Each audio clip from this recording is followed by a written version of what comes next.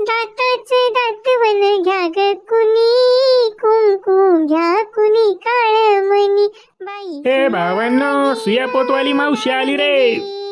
पप्पा, आपण सोया आणि दाबण घ्यायचं का? ते रे काय आला आणि कारण नसताना बघा तेव्हा सारखे बुकत असता तुम्ही. दाबनानी कायमचं तोंड शिवून टाकू तुमचं. पप्या, आपण तुझ्या पप्पांचं खरंच तोंड शिवून टाकूयात, सारखे भुंकत असतात. पप्या माजलास का कुत्र्या?